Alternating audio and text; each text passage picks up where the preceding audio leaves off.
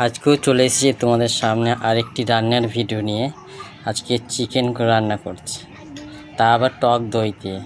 দেখতে পাচ্ছ কালারটা কত সুন্দর হয়ে গেছে, বা টেস্টিও আছে। আমি খুন্তি দিয়ে লেটে তোমাদেরকে দেখিয়ে দিচ্ছি। দেখো, প্রথমে আমি কড়াইয়ে তেল দিয়ে দিয়েছিলাম।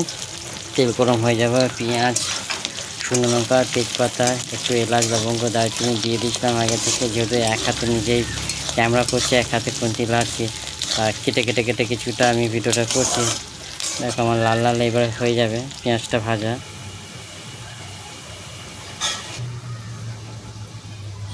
এবার আমি আদা বাটা, রসুন বাটা একসাথে বাটা ছিল, সেটা আমি তেলের মধ্যে দিয়ে দিলাম। এবার একটু নেড়ে চেড়ে তারপরে আমার যে মশলাগুলো আছে আমি একের পর এক দিতে থাকবো।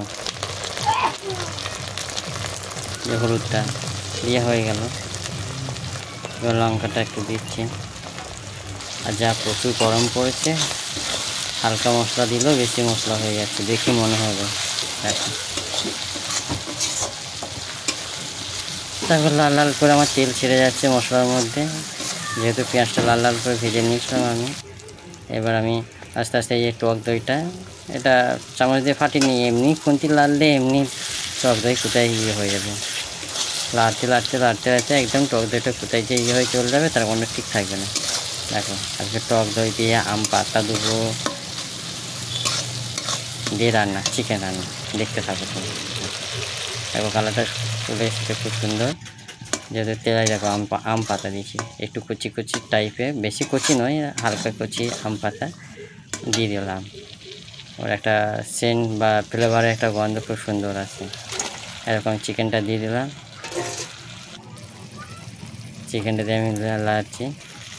যেহেতু মাংসটা দেওয়ার পর তো একটু নুন দিয়ে দিতে হয়, নুন দেওয়া হয়ে গেল, তো মাংসটা কিছু জলটা যে বেরোয়, জল হয়ে একদম আমার কালারটা চলে এসেছে। তার দুটো কাঁচা লঙ্কা দিয়ে দিচ্ছি, কাঁচা লঙ্কার একটা গন্ধ খুব সুন্দর বেরোয়।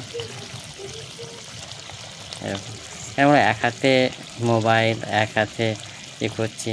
আর আমাদের চিকেন করলে আলু না দিলে তো হবে না, আমাদের চিকেন আলু লাগবে। তা আলু আর বেশি পরিমাণটা খাই, মাংস কম খাবে। মাংসের যে গন্ধটা বা ফ্লেভারের গন্ধটা, ঝোলটা ওটা দিয়েই খাবে। 2 পিস পেলেই তাতে শান্তি, কিন্তু আলুটাতে লাগবে তরকারি আমাদের।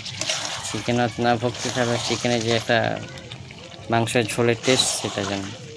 এবার আমি কষে কষে আমি জল দিয়ে দেবো। এরকম আমি জল দিয়ে দিয়েছি। এবার আমি ফুটিয়ে নেব,